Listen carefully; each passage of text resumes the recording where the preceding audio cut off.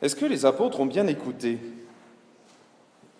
Jésus ressuscité leur apparaît et leur dit, voilà, vous êtes maintenant envoyés dans toutes les nations, à commencer par Jérusalem, pour témoigner de cette souffrance, cette résurrection qui était annoncée, et surtout du pardon des péchés, de la conversion de chaque être humain sur terre.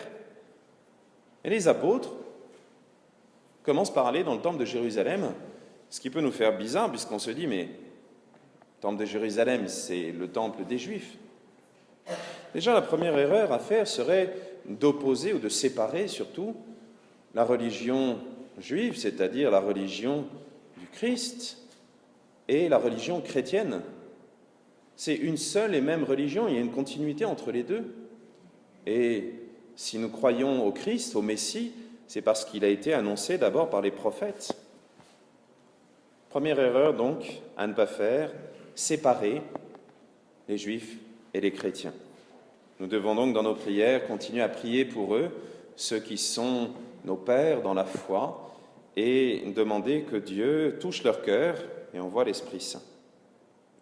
Deuxième erreur à ne pas faire, nous voyons ces apôtres qui attendent l'Esprit Saint, la force venue d'en haut que Jésus leur annonce, mais au lieu d'attendre simplement planqués dans le cénacle, vous savez, cette pièce à l'étage où Jésus avait célébré la Pâque avec eux, où il avait célébré la dernière scène, le dernier dîner, en instituant l'Eucharistie.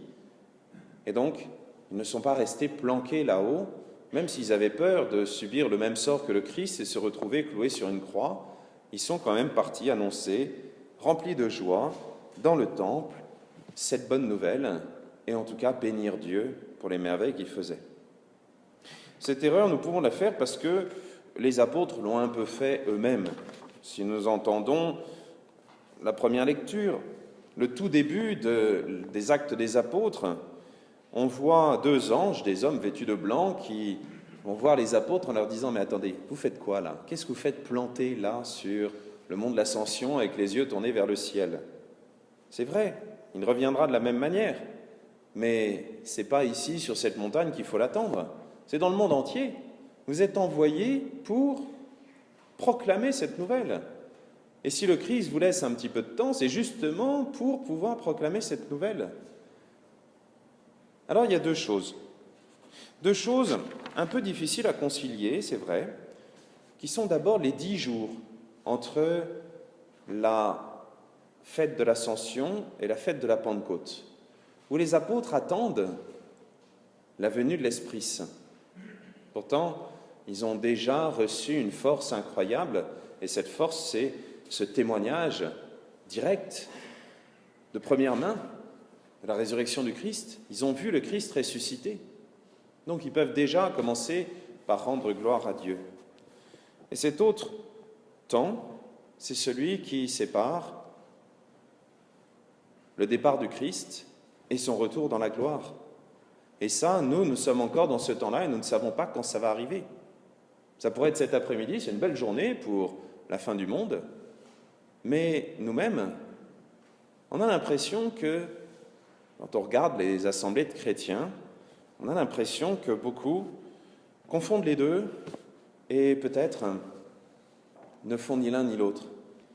Vous savez, comme un homme politique de bas étage qui hésiterait sans fin entre deux décisions et qui finalement n'en prendrait aucune, ou en prendrait une à moitié, reviendrait en arrière, prendrait l'autre, verrait qu'il y ait deux mécontents, et voilà.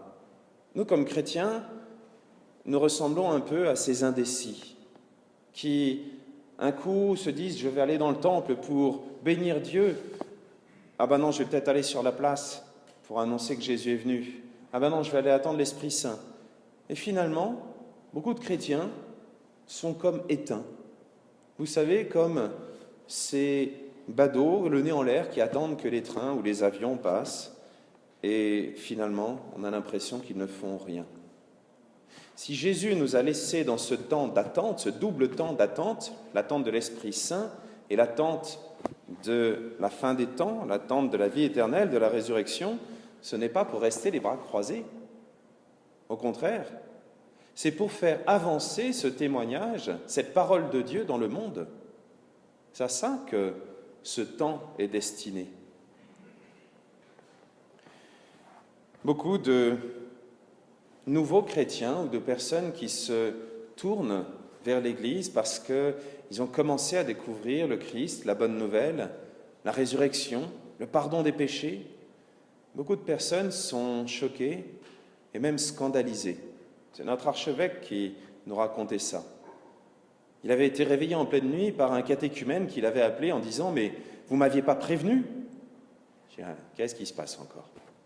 Il avait croisé un de ses camarades, un de ses collègues de travail, qui lui avait dit « Ah bah oui, moi aussi je suis chrétien. »« Ah bon, mais c'est génial, tu dois exploser de joie en permanence de savoir que le Christ est là, qu'il est ressuscité, savoir que l'Esprit Saint t'a été donné, savoir qu'il va revenir. » Non, pas vraiment, lui répondit-il. Je refais les dialogues.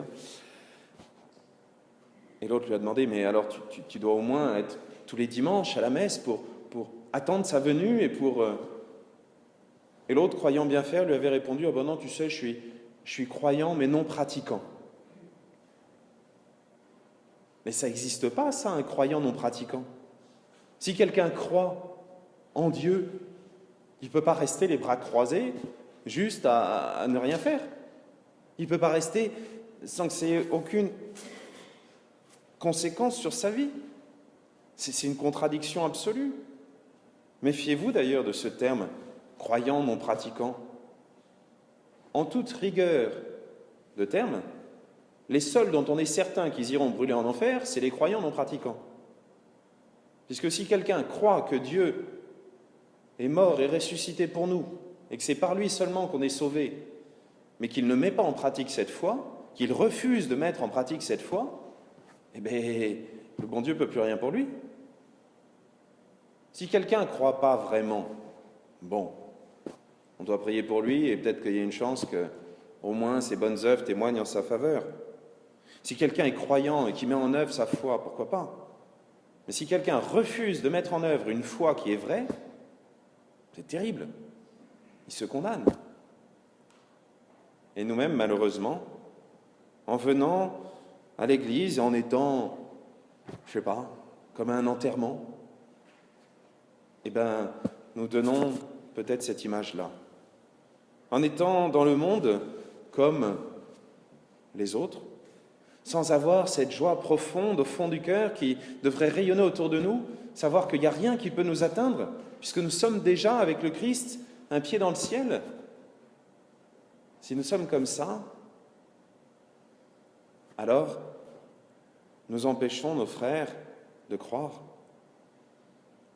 Que Dieu nous aide.